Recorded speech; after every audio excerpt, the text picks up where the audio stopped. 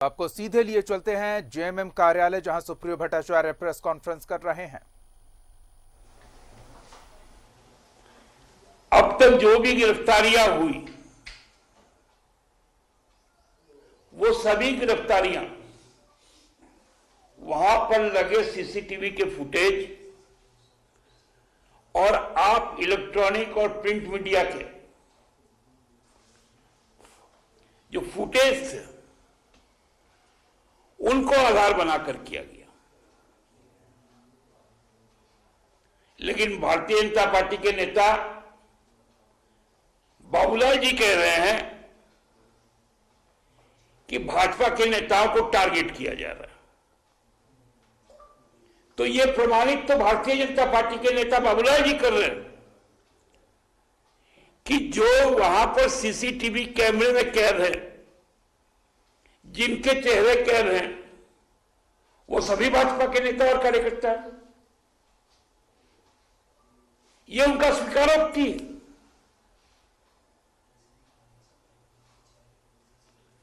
Police को धमकी देने का काम कर रहे हैं।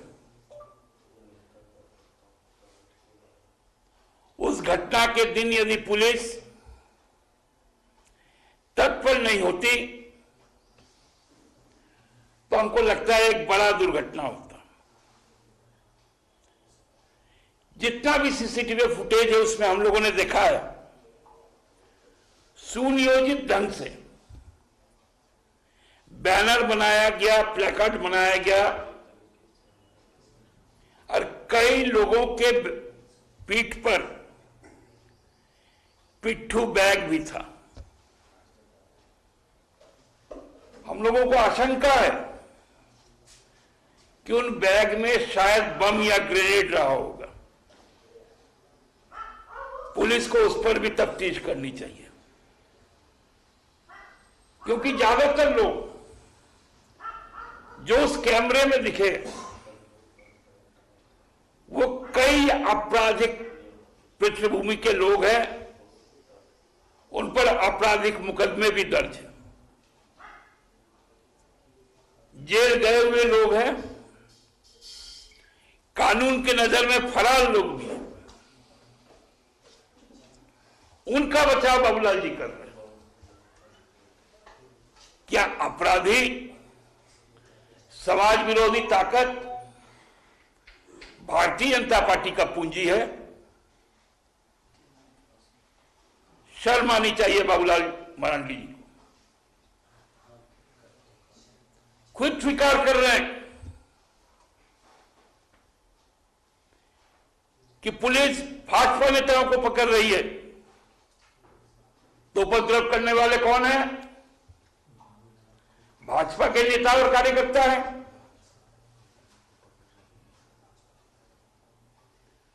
जो अभियुक्तगण है भारतीय जनता पार्टी के शीर्ष नेताओं के साथ, चाहे वो रांची के विधायक हो, सांसद हो, या पूर्व मुख्यमंत्री हो, उनके साथ उनका तस्वीर है। विजुअल से लाइव 4 तारीख की यह घटना, आपको यदि विरोध करना था, आपने अपना विरोध किया भी। रांची के सांसद फिरालाल चौक में गए थे 4 बजे। वहां पर किसी ने उनको रोकने का काम नहीं किया। लोकतंत्र है, आपको विरोध करना है, आप विरोध कीजिए। आपने पुतला जलाया, जलाइए, लेकिन ये कौन सी बात हो गई कि वहां पर बैठकर सांसद जी यह षड्यंत्र बना ले कि कार्यक्रम के पश्चात जाकर मुख्यमंत्री को घेराव करना है, उन पर पथराव करना है, उन पर जानलेवा हमला करना है। जो भी लोग वहां पर उपस्थित थे झारखंड पुलिस को विगत 3 दिनों के उनके सीडीआर की जांच करनी चाहिए। वो किन लोगों से बात की, उनका लोकेशन क्या क्या था, वो लोग कहां कहां गए, सारी बातें सामने आ जाएंगी। राज्य का प्रथम मुख्यमंत्री झूठ बोलता है, फर्जीवाड़ा करता हो, 2020 का आंकड़ा आया नहीं, कहां से उनके नजर में आ गया 1765? हम लोगों के पास जो आंकड़े हैं वो सीआरबीए के आंकड़े हैं। 2017 में 20,948, 2018 में 20,962 और 2019 में 18,334। यह प्रकाशित आंकड़े। और बाबूलाल जी उंगली में गिने हैं 1765। बाबूलाल जी शर्म कीजिए, शर्मसार है झारखंड आपके प्रथम मुख्यमंत्री होने के कारण। आपने कलंकित किया है। आप केवल राजनीतिक दगाबाज नहीं, अब आप सामाजिक धोखा देने का भी काम कर रहे हैं। महिलाओं के खिलाफ जो अत्याचार है, व्यभिचार है, ये सबसे बड़ी समाज की चिंता का विषय है।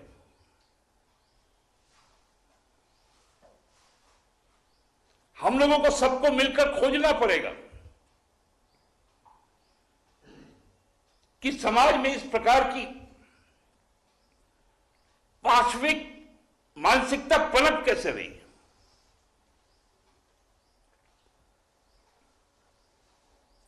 कैसे लोग नैतिकता को भूलते जा रहे हैं। और हेमंत सोरेन की सरकार ऐसे सभी पाशविक जो भी घटनाएं होती है उस पर तुरंत संज्ञान लेती है, कार्रवाई होती है, जेल तक पहुंचाया जाता है।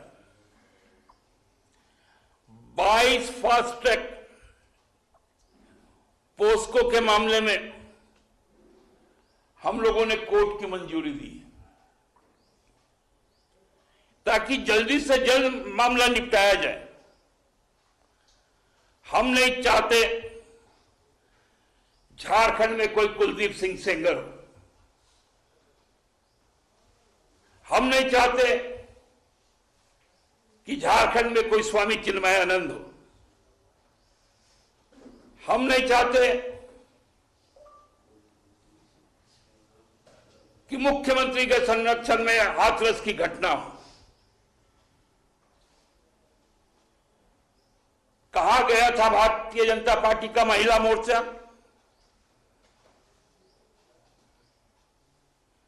जब कुलदीप सिंह सेंगर का नाम सामने आया था, बदायूं में उनके जिला अध्यक्ष का नाम सामने आया था,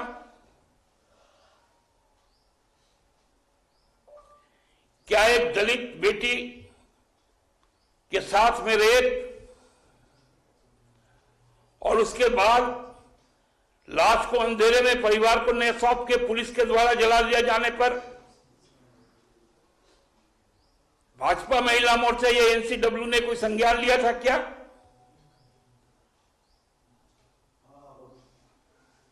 कहां चल गया? भारतीय जनता पार्टी के नेताओं के मुंह में ताले क्यों लग गए थे जब मुजफ्फरपुर शेल्टर हाउस की घटनाएं सामने आई थी? रघुवर राज में 3 सालों में लगभग 60,000 घटनाएं घटी थी।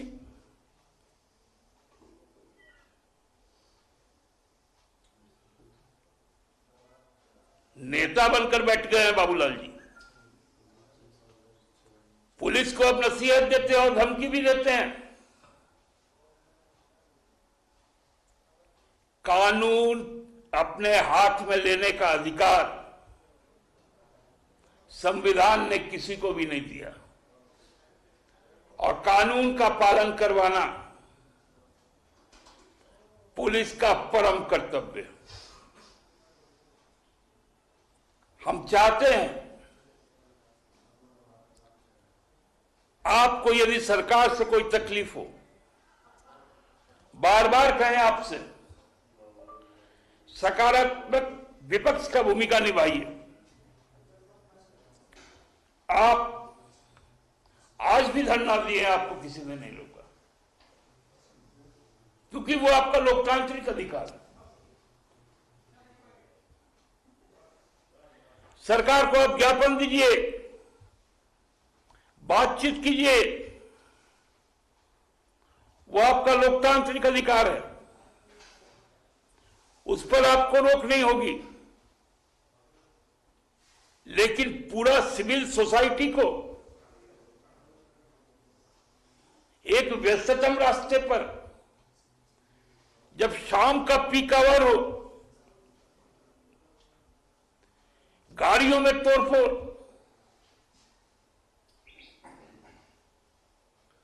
पुलिस संपत्ति को नुकसान, पुलिस अधिकारी को घायल कर देना, उन पर जान से मारने की नियत से हमला करना, मुख्यमंत्री पर जानलेवा हमला करना, इसका इजाजत किसको मिला? इसलिए हम हमारे पुलिस के अधिकारियों के जांबाजी को सलाम भी पेश करते हैं और ये मांग करते हैं कि इस जघन्यतम कांड का जल्द से जल्द उद्भेदन हो और सबकी गिरफ्तारी सुनिश्चित हो।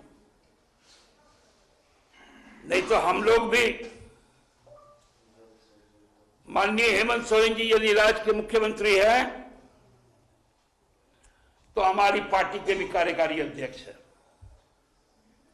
हमें आता है अपने नेता का सुरक्षा करना, हमें आता है ऐसे असामाजिक तत्वों का मुंहतोड़ जवाब देना।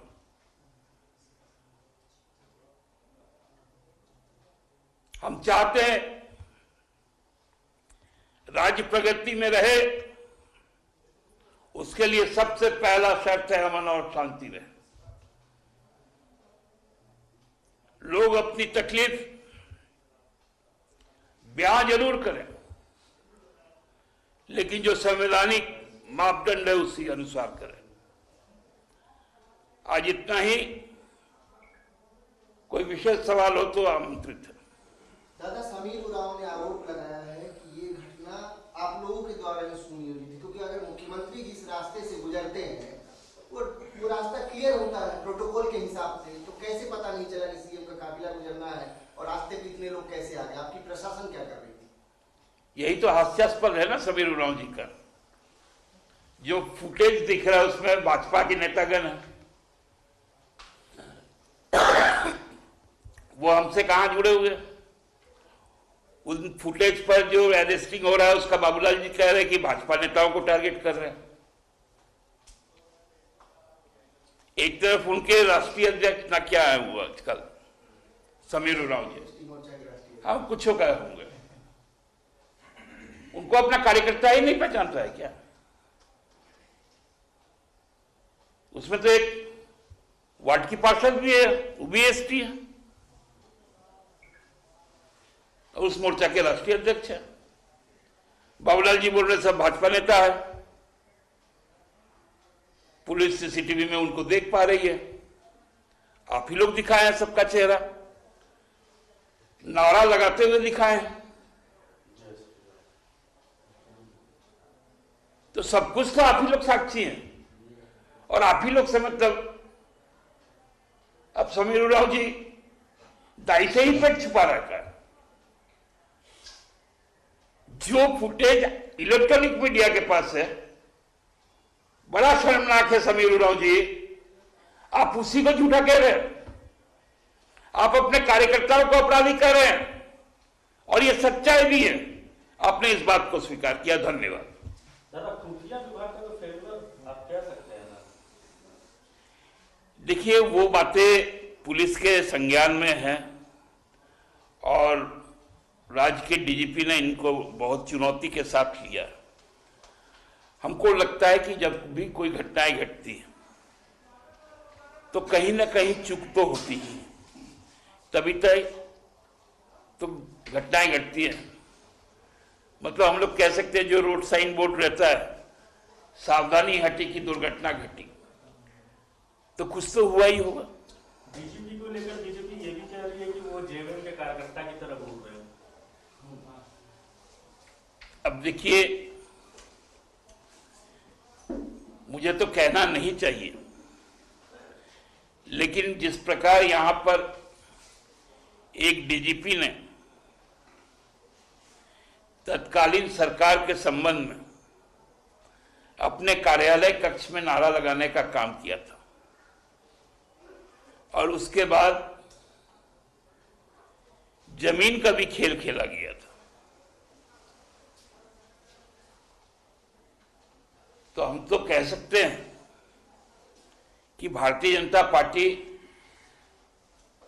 को अब सही में पहले तो हताशा था, अब तो उन पे पागलपन छा गया।